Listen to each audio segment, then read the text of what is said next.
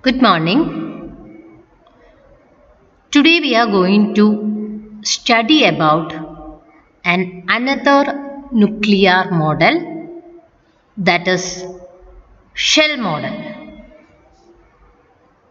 So nuclear shell model is one of the most important and useful model of nuclear structure. In the last class we had discussed about the liquid drop model, isn't it? And we had derived the semi-empirical binding energy formula,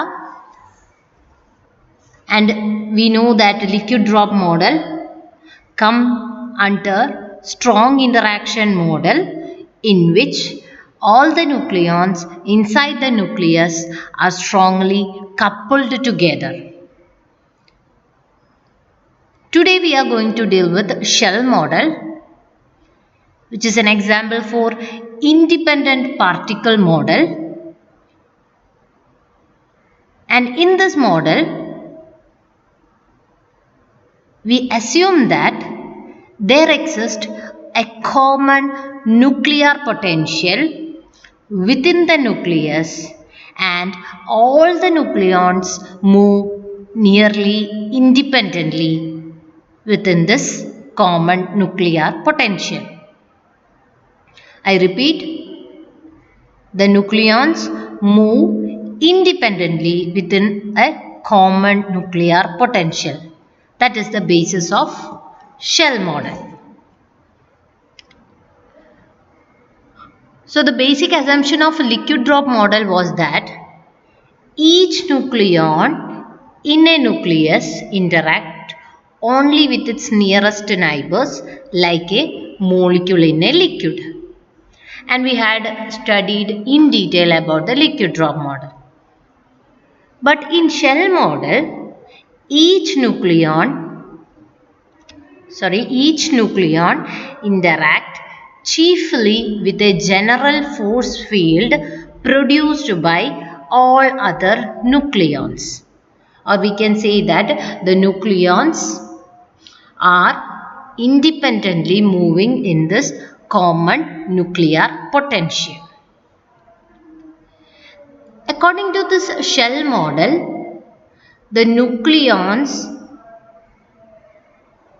are considered to form closed shells, where we had studied closed shells in the case of electrons, isn't it?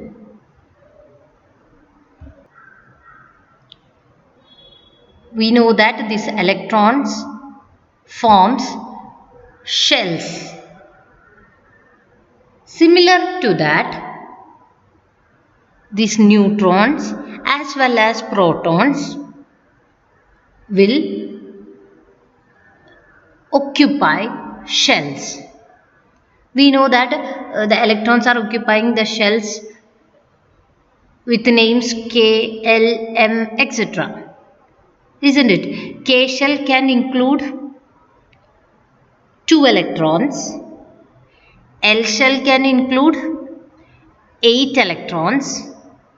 M shell can include 8 electrons. And we can say that completely filled shells are more stable. So if K is completely filled means that contain 2 electrons. If L is also completely filled means total number of electrons will be K shell having 2, L shell having 8. So 2 plus 8 means 10 electrons.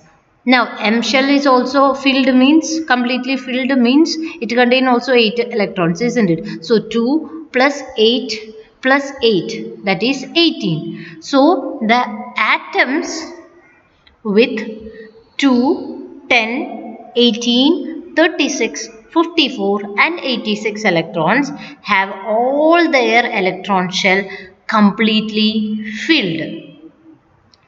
In the same way, the nuclei that have 2, 8, 20, 28, 50, 82 and 126 neutrons or protons are more abundant and they are more stable. See, so you can take a nucleus and you know the proton number and neutron number. If the proton number or neutron number belongs to these values, that nuclei will be more stable and that nuclei will be more abundant in nature. So which are the values? 2, 8, 20, 28, 50, 82 and 126. So the nuclei that contain these number of protons or neutrons are more stable than others and are more abundant in nature. So the nuclei having, it is repeating again, nuclei having either the number of protons or the number of neutrons. Number of neutrons given by capital N, which is equal to A minus Z, equal to one of the numbers, that is 2, 8, 20, 50, 82 and 126 are more stable, and these numbers are known as magic numbers.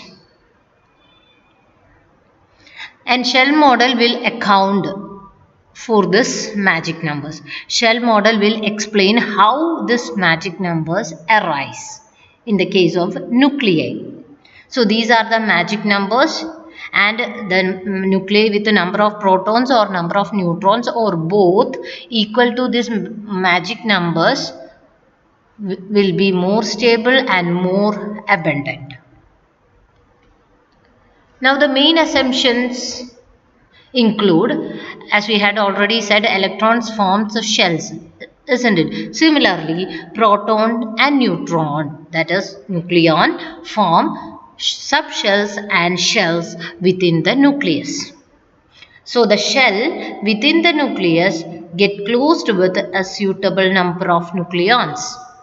Each nucleon is supposed to possess a spin angular momentum h cut by 2 and orbital angular momentum L into h cut.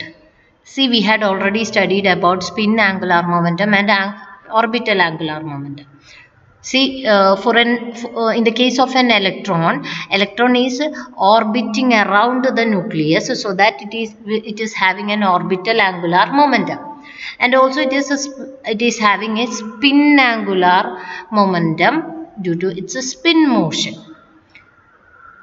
Similar to that of electron, these protons and neutrons are orbiting inside the nucleus with the nucleus as a center. So, the nucleons are having orbital angular momentum, and also due to its spin motion, they are having a spin angular momentum also. So that the total angular momentum of a nucleon will be the sum of orbital angular momentum and spin angular momentum.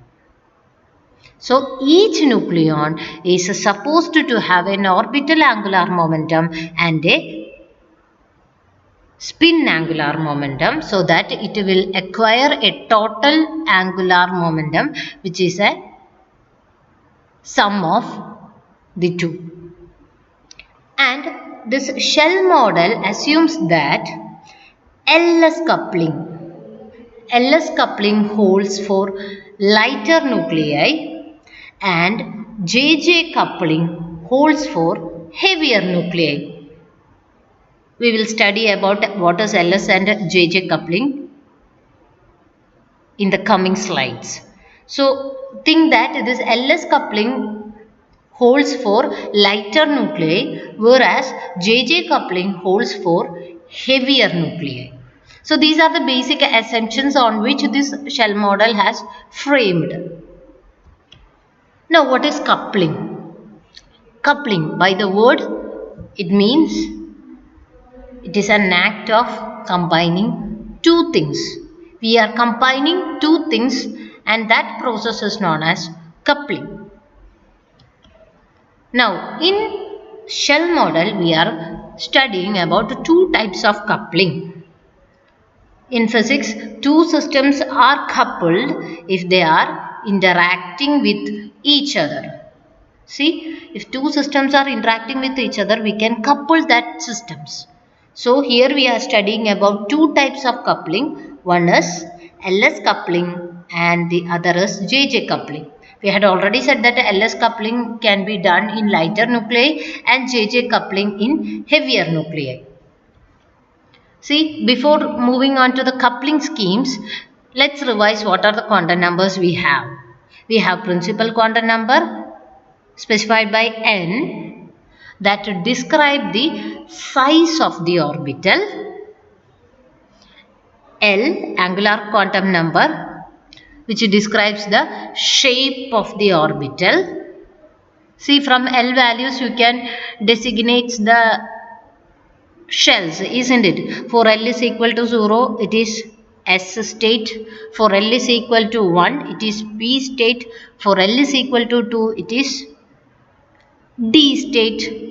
So from the value of L you can determine the state also. Also it describes the shape of the orbital. Now what does magnetic quantum number refers to? ML. We usually specify it with M suffix L.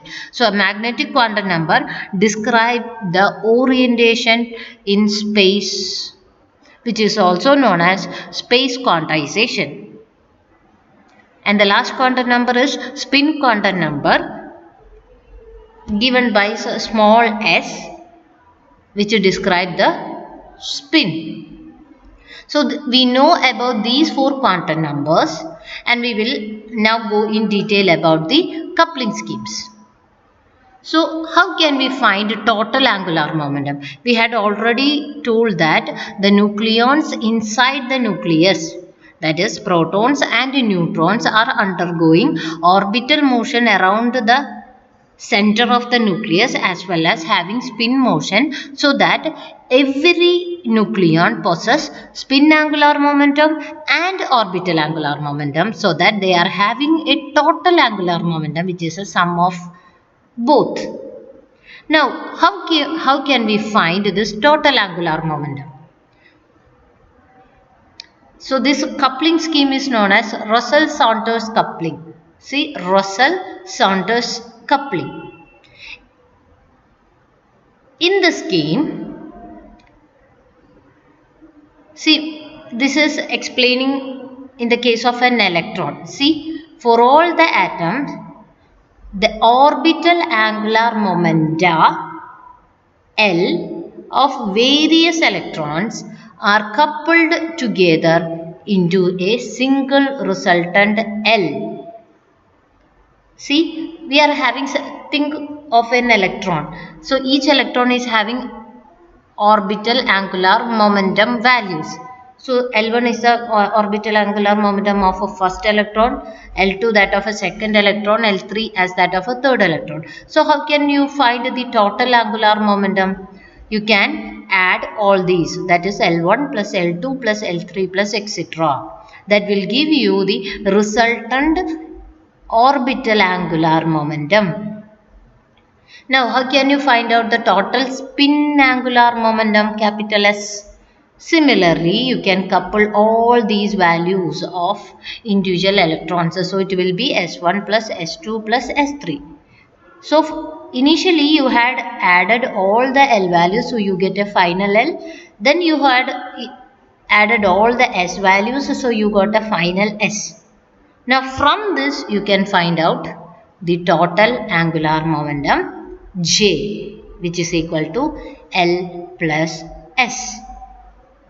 And this scheme is called LS coupling. See here, L and S are interacting or coupling, so that this scheme is known as LS coupling.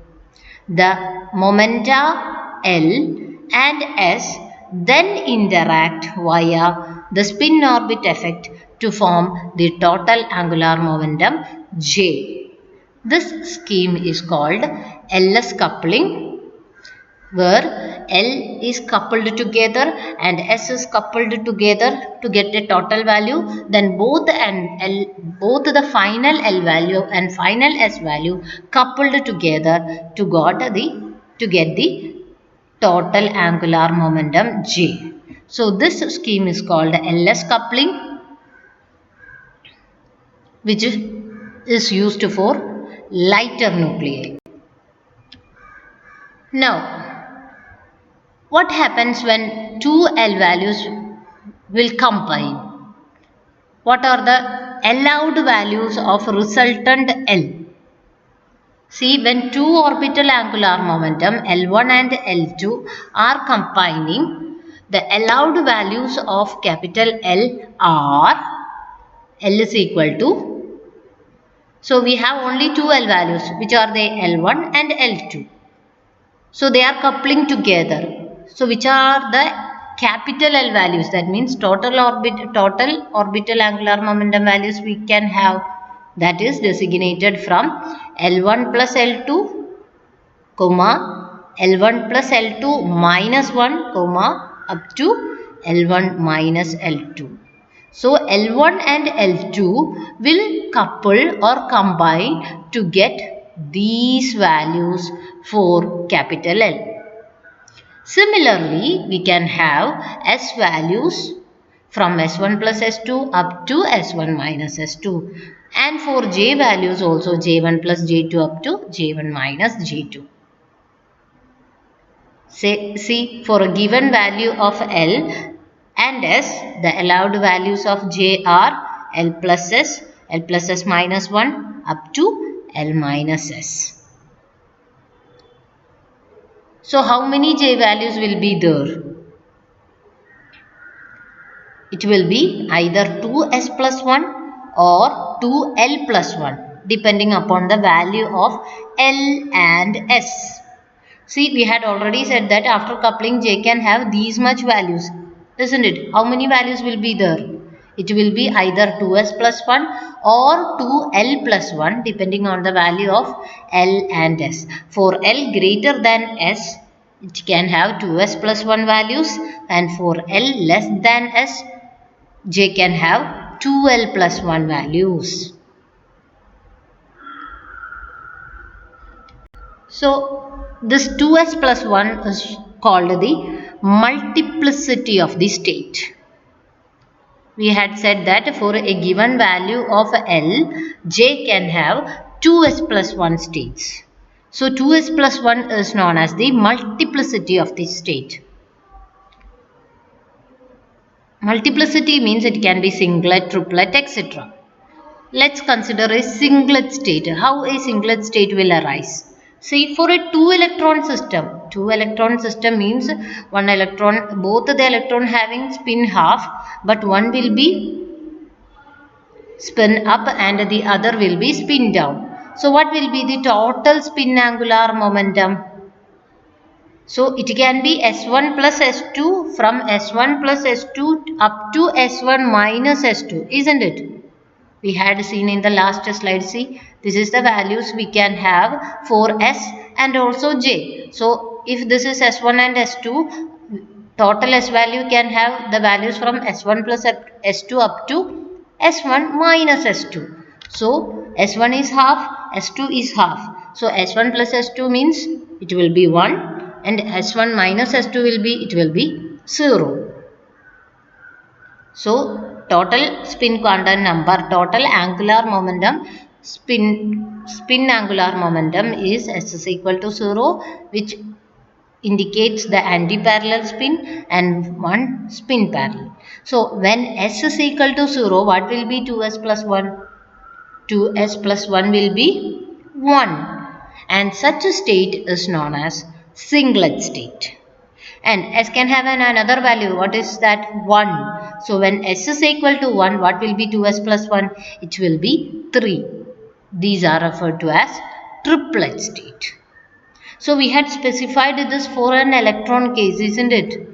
This is applicable for a nucleon. We are studying this in the case of a neutron and a proton. So this 2S plus 1 multiplicity is applicable for proton as well as the neutron inside the nucleus. Now, how can we represent a state? So, the state is represented with these numbers. See, N, then we write L with the suffix J and superscript this multiplicity 2s plus 1. See, N with the capital L value, suffix J, superscript is written as 2s plus 1. We know that 2s plus 1 represents the multiplicity of the state. J is the total angular momentum quantum number, and we know the value of L. If L is equal to 0, S state, L is equal to 1, P state, L is equal to 2, D state. So, we use this notation to represent the state of a nucleon. Not an electron, it is written in the case of an electron. Here we are studying this nuclear states, that is the states of a neutron and a proton. So we can represent this notation in the case of a state for both proton as well as neutron. Now, we had discussed LS coupling, isn't it? So that the L values are coupled together to get capital L, S values are coupled together to get capital S, then L and S coupled together and we got a total angular momentum J. Now, what is the difference with that of JJ coupling? In JJ coupling, what we are doing is that L and S for each, not electron, each nucleon combine to form a separate J. See here, think that we have a proton. The L1 value of that proton is written, S1 is written. So L1 plus S1 will give you J1. Similarly, another proton, L2 plus S2 give you J2. Another neutron, L3 plus S3 giving J3. So you got the individual values of total angular momentum, that is J1, J2, J3, etc. And now you can add these values. So that J, capital J is equal to J1 plus J2 plus J3 plus etc. So that it is sigma IJI. And this coupling scheme is known as JJ coupling, which is different from that of LS coupling. So in LS coupling, we had coupled L values and we got coupled S values, so that L we got the total value and we just add it to get the total angular momentum. Here we are adding the L value and S value of each nucleon separately, so that we will get the total angular momentum of each nucleon, and finally we add all these values together to get the total angular momentum. So that is the JJ coupling scheme, which is applicable for heavier nuclei.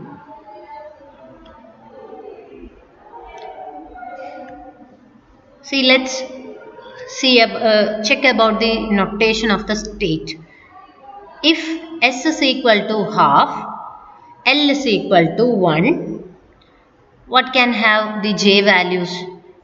J values starts from L plus S and will end in L minus S, isn't it? So L plus S means here 1 plus half is 3 by 2, then up to L minus S. So 1 minus half is half. So J can have values, 2 values, that is 3 by 2 and 1 by 2. J is having values from L plus S to L minus S. Now how can you write the state? See here, L value is 1. L value 1 means it corresponds to P state.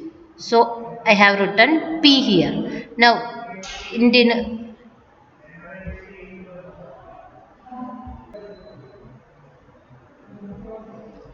suffix we are writing the J values, isn't it? So we have J value 3 by 2 here and another J value 1 by 2 here. And as superscript we are writing the multiplicity of the state, isn't it? So it is 2s plus 1. What is the value of S? S is half. So 2s plus 1 means it is 2. So the states can be written as P 3 by 2 2, or we can write it as 2p half. So 2 states are there. So reading as doublet p 3 halves and doublet p half. So for a given L and S values, J can have two values and the two states can be written like this and can read as doublet P 3 halves and doublet P half. Usually we read it as 2P 3 by 2, 2P 1 by 2.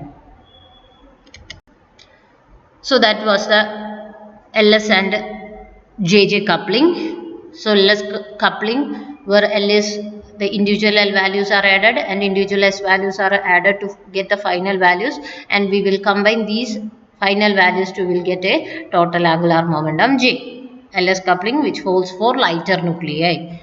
Now JJ coupling, we know that J1 is calculated with the help of L1 plus L2, J2 as L2 plus H2, so that the final J value is the sum of the individual J values with the J value root of J into J plus 1 into H cut. We know that value of capital L is equal to root of L into L plus 1 into H cut. So, and it occurs mostly in heavy atoms or heavier nuclei. JJ coupling occurs in heavier nuclei. So, we had assumed that this nuclei move in its orbit within the nucleus independently of all other nucleons. And how the orbit is specified? Orbit of the nucleons inside the nucleus is specified.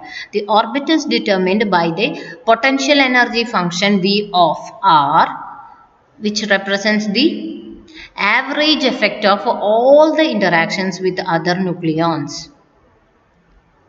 And here we consider each nucleon as an independent particle, and the interaction between the nucleons is considered as a small perturbation. Perturbation means a change.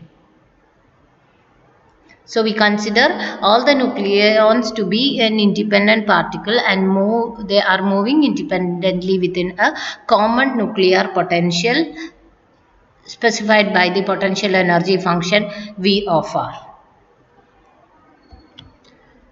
See, this is the most important part of the shell model, how the states are specified using the shell model, and this energy levels of a nucleon will account for the existence of magic numbers. We had already said that 2, 8, 20, 28, 50, 82, 126 are the magic numbers, and the nucleus with this with either the number of protons or number of neutrons having these numbers are more stable and more abundant.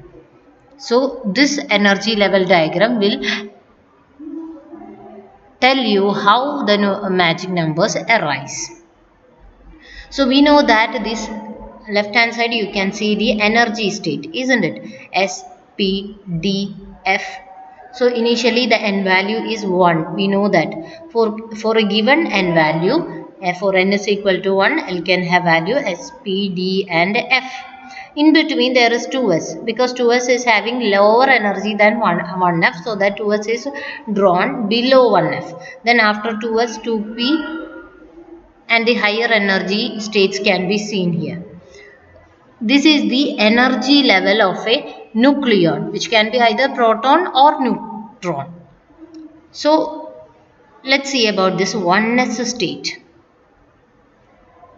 1s state means n is equal to 1, L can have value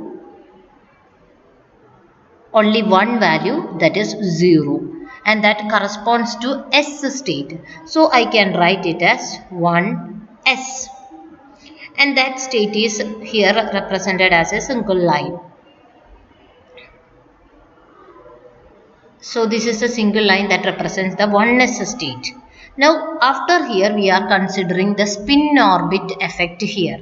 So spin orbit effect here means the total angular momentum J will be L plus S, and J can have values from L plus S to L minus S, isn't it? Here the L value is 0, and we know that always the S value will be half.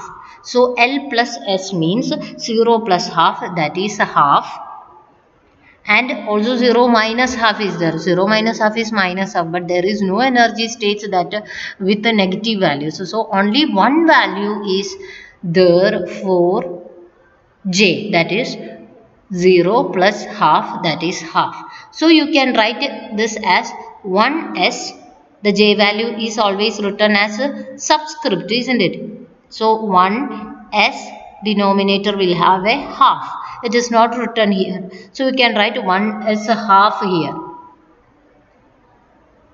And so this is the 1s state without the spin orbit coupling, and this is the 1s half state due to the spin orbit coupling. And this state can include how much electrons? 2j plus 1 electrons, or you can think it as 2s plus 1 electrons. Here J value is I had already told that J value is half, isn't it? So you can think J value as half. What is the total number of nucleons this state can include? It is 2j plus 1. 2j plus 1 means 2 into 1 by 2 plus 1, that is 2. So 1 as half can accommodate 2 nucleons. Clear? Now we can move on to the second state, 1p. 1p means n is equal to 1. P means the corresponding L value is 1. Now what can be the values of J? J is L plus S. Here L is equal to 1, S is equal to half. So L plus S means 1 plus half is 3 by 2 and 1 minus half is 1 by 2. So in the case of spin orbit coupling, this single stage 1p will split into two states due to the spin orbit coupling. 1p state becomes 1p 3 by 2, that is the J value, and 1p 1 by 2, that is the next J value. See, 1p 1 by 2 is having higher energy, so it is writing above it, above 1p 3 by 2. So this represents the two J values obtained with the help of L plus S and L minus S. Now we can think of how many nucleon can attain here. How many nucleon can occupy these levels? It is given by 2j plus 1. So here the J value is 3 by 2, isn't it? So 2j plus 1 means 2j plus 1 means 4. Here 2j plus 1 means 2. So the total number of nucleons which can accommodate in this p state is 4 plus 2, 6. Now then after 1s and 1p, what will be the total number? Here it was 2. 2 plus 6 will give you 8. Similarly, you can check for the higher states. See, this is the multiplicity of states given in here, and it is given as 2, then 4. 2 multiplicity means how many nucleons can occupy each state. It is given as here, multiplicity. So on completing each energy level, you can add that. See, one in the S level, the total number of nucleons is 2. In the P level, it is 6. So on adding that, completing S level will give you 2 nucleons. Completing S and P level will give you 8 nucleons. Completing this energy states will give you 20, and the next one 28, and the next one 50, and so on. So these are closed shells. See, 1s contain 2 nucleons means it is closed. 1p contains 6 nucleons means it is closed. So the total number of nucleon is 8. So these represents the closed number of nucleons in closed shells. So these numbers are known as the magic numbers. Multiplicity of the states is given here. Multiplicity means the number of nucleons which can occupy in each state after the spin orbit coupling. Clear? So thus this shell model explained how the magic numbers arise. So this is an problem. Using shell model, calculate the spin and parity of the following nucleus. What is meant by parity? You can calculate parity of a given state by the equation -1 whole raised to L. If L, where L is the orbital quantum number. If L is even, what will you get? If L is equal to 2, what will happen? -1 into -1 is 1. So we can say that the parity is even. If L is odd, the parity is odd. So you can refer it to that of a wave function also. If a psi of -x minus y minus z is equal to psi of x y z, we can say that the wave function is of even parity. Otherwise, the wave function is of odd parity.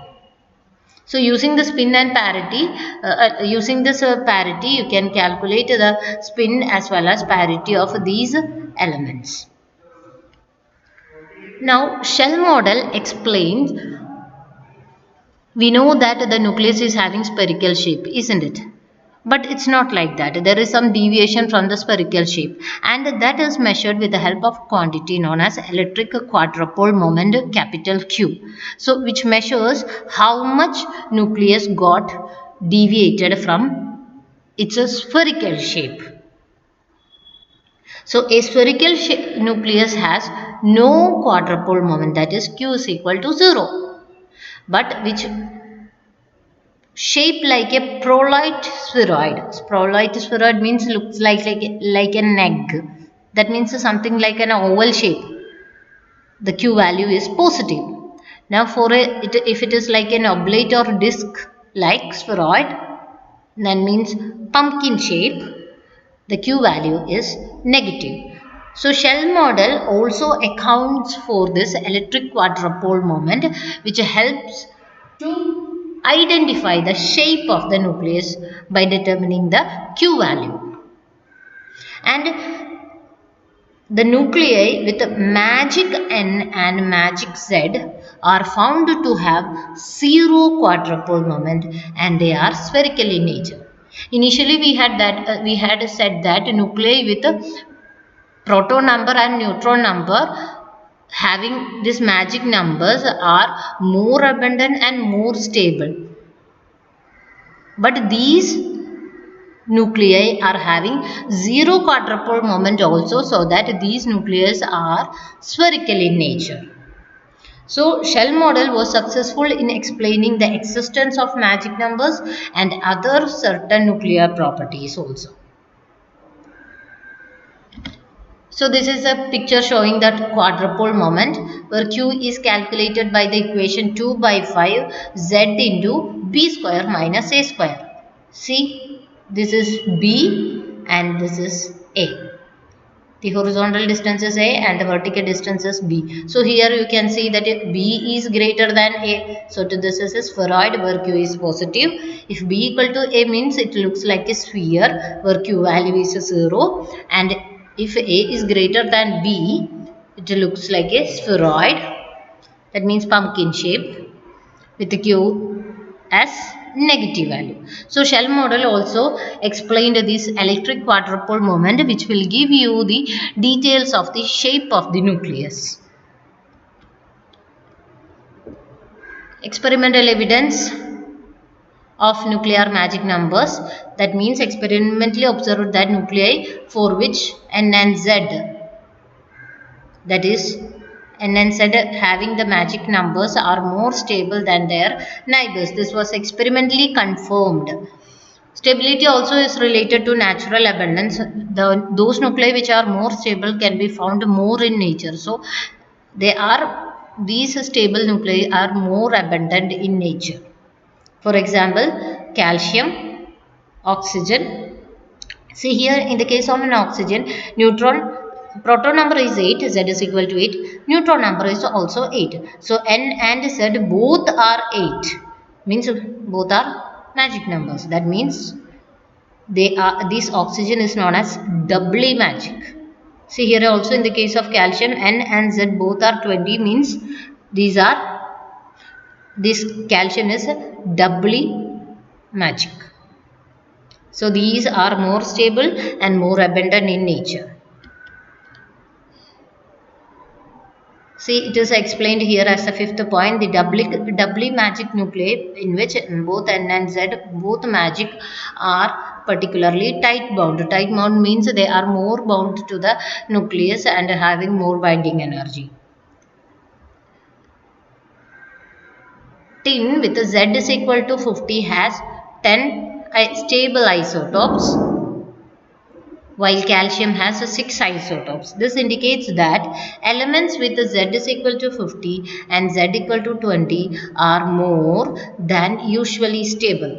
Since they are having more number of their isotopes, they are found more in nature. Okay. Now the main achievements of shell model, we had explained the existence of magic numbers with the help of the energy level diagram, isn't it? So it was the first and main advantage, that is shell model explains the magic numbers. Also it explains the magnetic moment of some nuclei. Magnetic moment means you had studied magnetic moment. Say protons are having charge, so these are moving inside the nucleus, so it corresponds to a magnetic moment. So this magnetic moment was explained with the help of shell model. Also it explained the ground state spin, and it explained the phenomenon of a nuclear isomerism. Now what is isomerism? Atoms having same mass number but different and same atomic number are distinguished by certain difference in the internal structure of the nucleus are called isomers.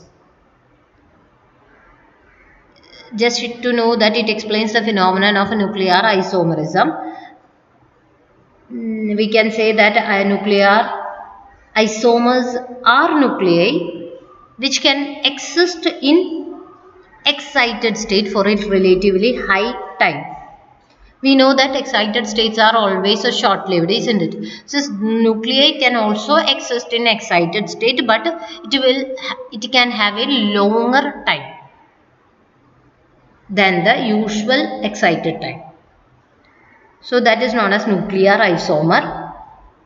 Nuclear isomers are nuclei that can exist in an excited state for relatively much longer time. Also, it explains the greater stability and high binding energy with the help of magic numbers. We had said that those nuclei having magic numbers are abundant in nature and also more stable, isn't it? So, the stability and binding energy is also explained with this shell model. Now, the limitations. Moving on to the limitations, it fails to explain the stability of 4 stable nuclei. See here, Z is equal to 1 and Z is equal to 3, Z is equal to 5 and Z is equal to 7. So in these numbers doesn't belong to the magic numbers, but still these 4 elements are stable. Why they are stable? Shell model cannot explain that. So it failed to explain the stability of these 4 nuclei. Also, it doesn't predict the correct values of nuclear spin for certain nuclei. We know that nuclei is having spin, and the some spin values were not correctly specified by this shell model.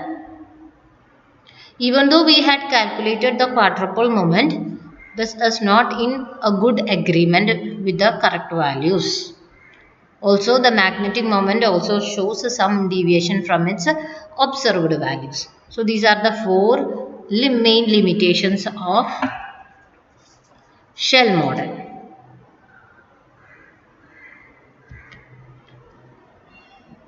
I think the session is clear to you. For any doubts, you please contact me. It's an important question. Maybe will ask as an essay question for your SEM exam. Thank you.